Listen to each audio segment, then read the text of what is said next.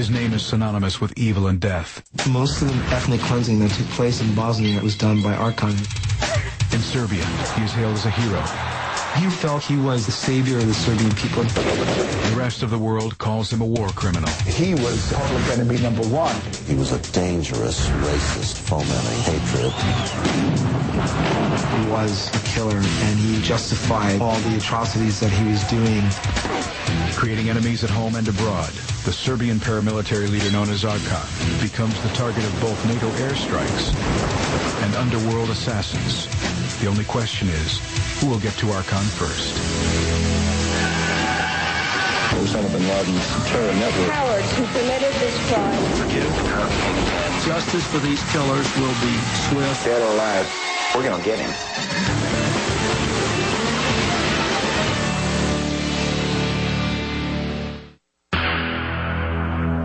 January 15th, 2000. The Intercontinental Hotel, downtown Belgrade. 48-year-old Željko Raznatović, a.k.a. Arkan, relaxes with friends. After a decade of violent warfare, Arkan has momentarily let down his guard. His bloody ethnic cleansing, sanctioned in a crusade for a Serbianized Yugoslavia, has ravaged 3 countries and created powerful enemies both at home and around the world. And now, the same mysterious forces that combined to destroy Yugoslavia are about to destroy Arkan. The former Federation of Yugoslavia has endured centuries of bloodshed. Catholic Croats and Orthodox Serbs have battled for a homeland from the days of the Ottoman Turks through 2 world wars. Very much like the territory in the Mideast, in West Bank. Both sides, therefore, claimed the same land and claimed the same history. And they hated each other. March 6, 1945, as a member of the post-World War II Allied powers, Stalin's Soviet Union installs Josip Broz Tito to run Yugoslavia, a federation of 8 republics that forces traditional enemies to live together as Yugoslavians. Tito's Yugoslavia, the Yugoslavia created by Woodrow Wilson and the Big Four at Versailles in 1919, was doomed. So you had Muslims to the south and Christians to the north, but right along that borderline, it was a mixture of both religions, and you had not just Roman Catholic, you had the Orthodox Christians, and you had the Muslim Islamic religion. All of that was put together, so this tension has existed for centuries.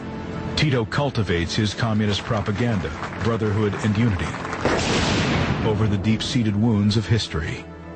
You know, it was all there. The currents were running underneath, but there was the fiction of brotherhood and unity on the surface. In 1960, Tito breaks from Stalin's brand of communism and installs his own socialist system. Yugoslavia sees an unprecedented economic boom. Born in 1952, a young Serb named Željko Raznatović grows up in this tide of prosperity.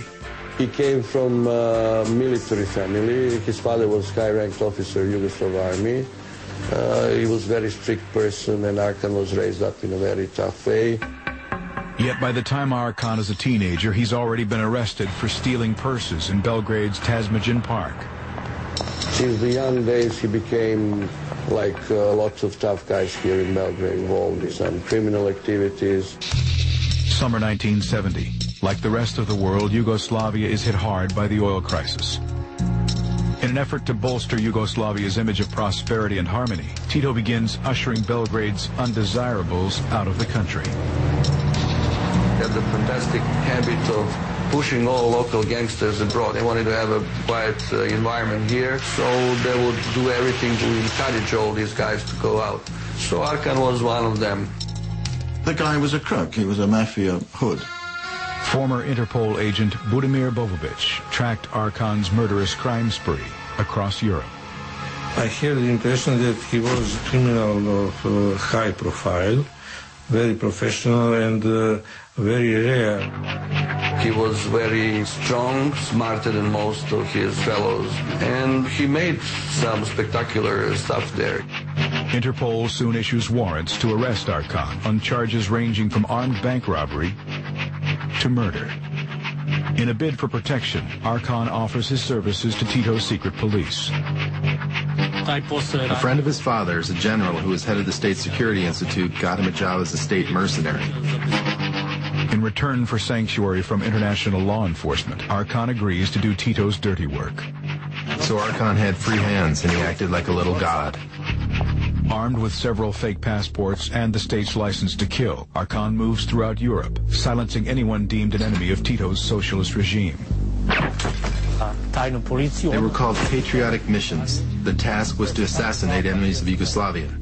Arkan killed 5 political dissidents himself. The hunting of dissidents is put on hold when Tito dies on May 4th, 1980. Yugoslavs everywhere mourn his death, unaware that they are also mourning the death of Yugoslavia. The 8 republics and provinces that formed Yugoslavia had been held together by Tito's draconian means. Tito had suppressed these nationalistic feelings for so long and was able to control the country by his ability to understand them. And when he was gone, there was nobody really to take his place. With Tito gone, the economy crumbles and unemployment skyrockets. November 9th, 1989, the death knell for Yugoslavia rings with the fall of the Berlin Wall. When the rest of Europe was set free by the collapse of the Berlin Wall and the fall of communism, there was immediate tension in the Balkans. The 8 republics immediately devolve into violent ethnic conflict. And Serbia, as one of the dominant countries, really tried to impose its will on the rest of the former Yugoslavia. A criminal class of people seized power. The worst elements, the scum that had come up when communism collapsed, took over and began tearing each other apart as the West stood by. It was the worst collective failure of Western leadership since the 1930s.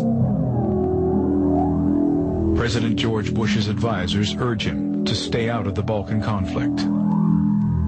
The United States government basically just ignored it to a large extent, and more importantly, the Europeans, who were right next door, completely ignored it and didn't understand the power of the forces behind it. Yugoslavia's descent into hell is a boon to those with the criminal acumen to thrive in the vacuum, men like Arkan. When you're a gangster, you're just a gangster. If we didn't have war, probably Arkan would be just one of the gangsters. All his activity, of course, was a contribution to collapse of former Yugoslavia.